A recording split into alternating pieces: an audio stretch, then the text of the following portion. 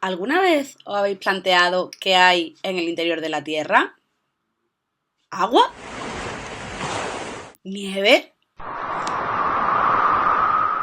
¿Fuego? Y digo yo, que si nadie ha viajado hasta allí, ¿cómo se sabe lo que hay en el interior de la Tierra?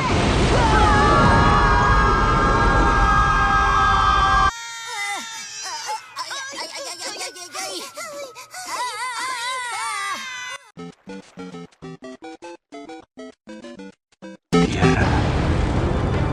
Es increíble. Pero aquí no se ve nada de nada. Ni siquiera un triste hierbajo.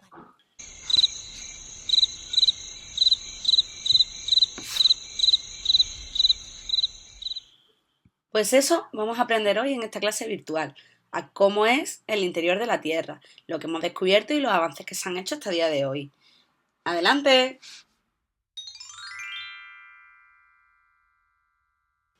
Estoy segura que de cursos anteriores ya sabéis que el interior de la Tierra está dividido en capas. Pero, ¿cómo son esas capas? ¿De qué están compuestas? Eso es lo que vamos a ver en esta clase virtual. A lo largo de la historia han sido múltiples las teorías sobre cómo era el interior terrestre. Una de ellas, la que hablaba sobre que la Tierra era hueca en su interior y que estaba presidida por un gran sol central. A esta oquedad interior se podía entrar por dos cavidades, un acceso en el polo norte y un acceso en el polo sur. Por otro lado, Edmund Halley propone que la Tierra está dividida en varias capas concéntricas y que en el centro de todas estas capas concéntricas hay un núcleo interior.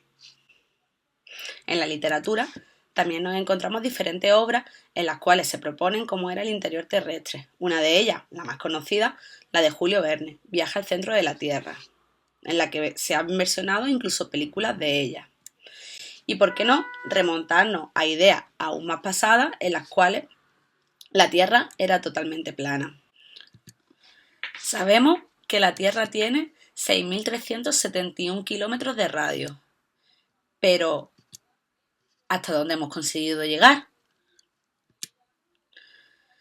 Pues conseguir como tal, excavando el hoyo más grande del mundo, solo hemos conseguido llegar a los 15 primeros kilómetros de la Tierra.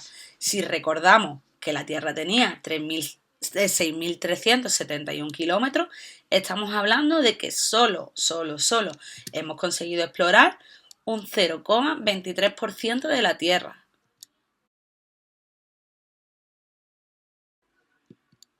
Entonces, ¿cómo sabemos cómo es el interior de la Tierra a día de hoy? Pues esto lo sabemos y conocemos gracias al método sísmico. En este vídeo no vamos a tratar el método sísmico porque es bastante más complejo y denso de explicar, entonces lo trataremos en un vídeo aparte. Con esto, lo que sí que sabemos es que la Tierra está dividida en tres capas: la corteza, el manto y el núcleo.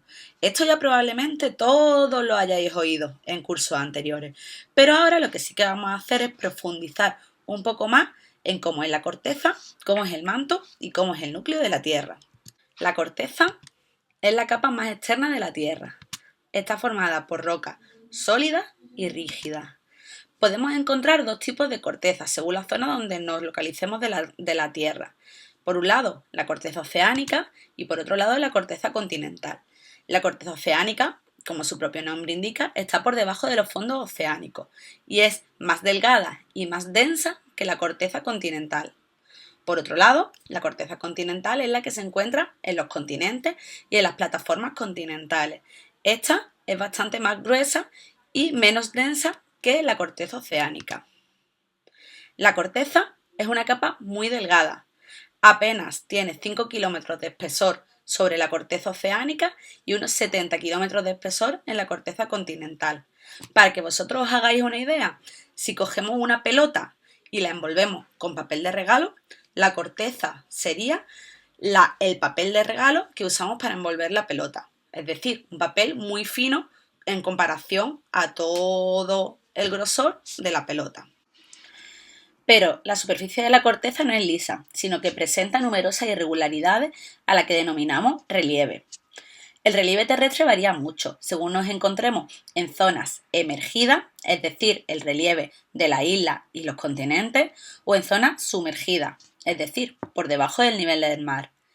El relieve de las zonas emergidas es muy característico y todos lo conocemos. Está compuesto por diferentes unidades de relieve como pueden ser las cordilleras, conjuntos formados por elevaciones montañosas que se disponen a lo largo de una gran extensión, las llanuras, extensas regiones llanas y a veces elevadas que constituyen la mayor parte de la superficie de los continentes, o las depresiones, que son las zonas más bajas del relieve, que suelen estar acompañados pues por ríos o por valles.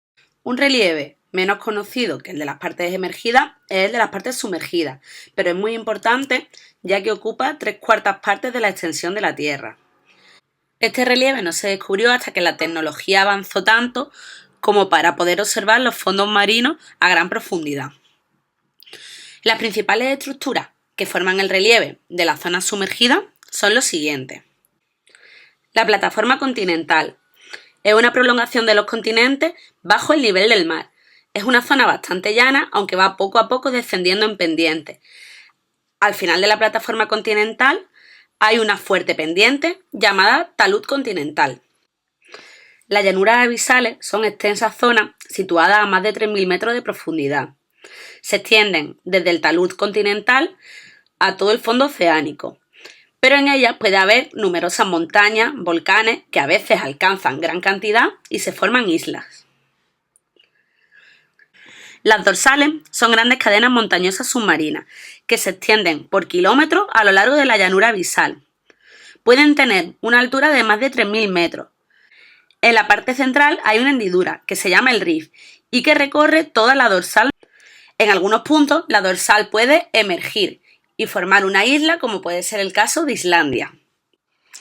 Las fosas son hendiduras alargadas y estrechas, muy profundas en el fondo marino.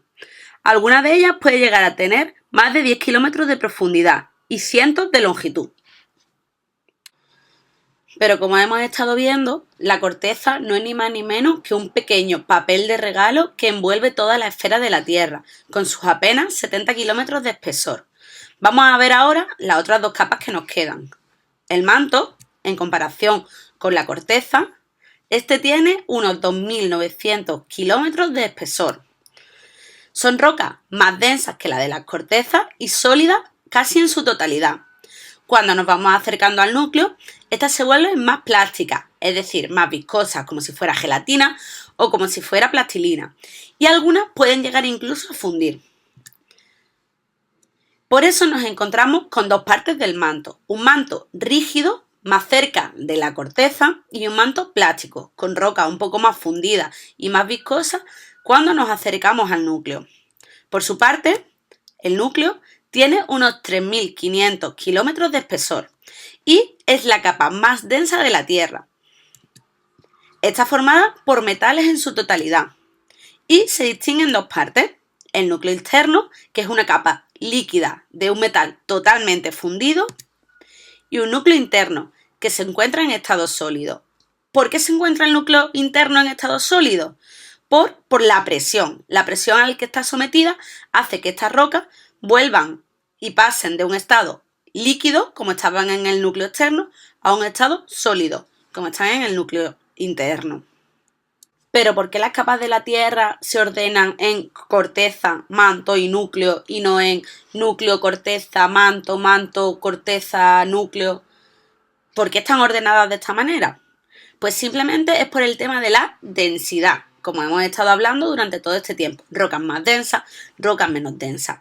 Vamos a ver un sencillísimo experimento para que lo entendáis. Para entender cómo se distribuyen las capas de la Tierra, vamos a realizar un sencillo experimento. Vamos a mezclar 3 materiales de diferentes densidades, como será el aceite, las lentejas y el agua. Lo mezclaremos todo.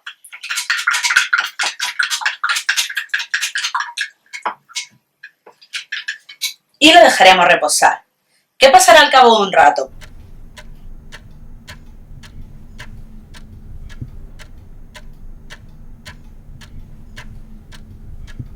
Al cabo de un ratito vemos cómo se diferencian tres capas. La primera de ellas, la de las lentejas, la del agua con el colorante y la del aceite. ¿Cómo se han organizado? Pues según la densidad. Abajo tenemos el material más denso, las lentejas, arriba el material menos denso, el aceite, y entre medias el material que tiene una densidad intermedia, en este caso el agua. Este experimento que acabamos de realizar se parece a la teoría de cómo se organizaron las capas en el pasado, cuando la Tierra en sus orígenes fue una bola tan caliente que todos los materiales estaban fundidos y mezclados en su interior.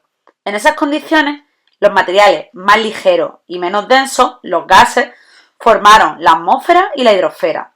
Los materiales más densos se hundieron hasta el interior de la Tierra, formando el núcleo. Las rocas menos densas formaron la corteza. Y por último, las rocas de densidad intermedia formaron el manto.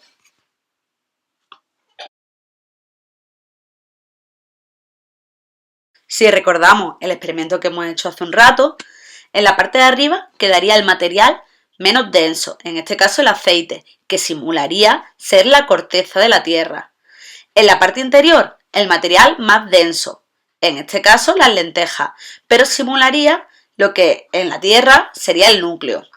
En la parte intermedia quedaría el material con una densidad intermedia, que formaría el manto. En este caso lo hemos simulado mediante el agua.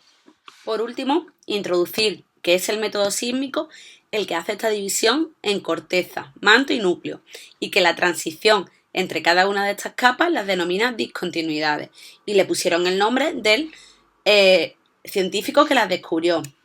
La división de corteza a manto se denomina discontinuidad de Mohorovičić. La división del manto al núcleo externo, discontinuidad de Gutenberg. Y por último, la división entre núcleo externo y núcleo interno se denomina discontinuidad de Lyman. Esto lo veremos más en profundidad cuando veamos el método sísmico, pero simplemente para que lo sepáis y de esta manera lo introducimos al próximo vídeo. Y bueno, hasta aquí el vídeo de hoy. Espero que os haya gustado, que os haya servido de ayuda y nos vemos en el siguiente vídeo. ¡Adiós!